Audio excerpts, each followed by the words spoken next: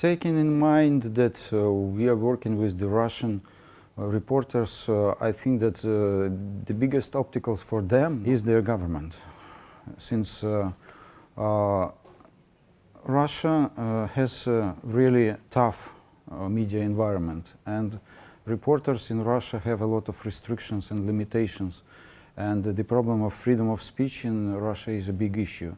And I think that there are two major obstacles. First is the legal limitations in what can you do in professional way as a reporter, and second is the physical security, since reporters might be beaten or threatened, and these effects and in some time causing the self-censorship or avoiding of some topics in coverage, especially we are doing the training on investigative reporting. It sounds like journalists, if you compare to when you started off and what you are teaching these journalists today, it seems like they have to consider very many more difficulties. Yeah, and actually they have to know much more than the reporters should knew or to use 10 years ago, because we are living in a more sophisticated world. Do you think it's getting tougher?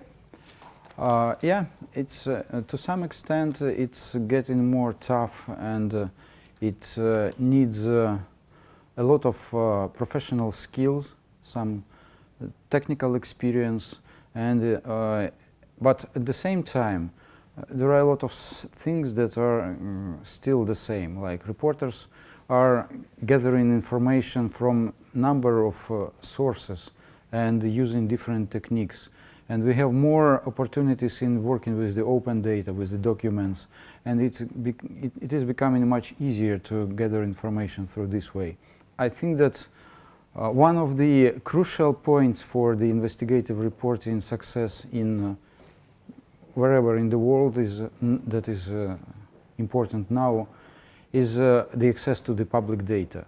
Since we are living in my country, to my mind, is heading very fast toward the Scandinavian model of the open data, because now we have access to the budget expenditures, we have the access to the public procurement, we have access to the data about the real estate that the Ukrainians have in possession, we have access to the cars register and a lot of court register.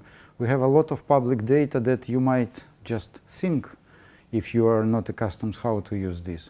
But at the same time, it is almost impossible to get this information, for example, in Azerbaijan or in Turkmenistan or in Uzbekistan. And, but slowly, but these countries are also going toward this, because this is the trend. You can't hide the information in our global world.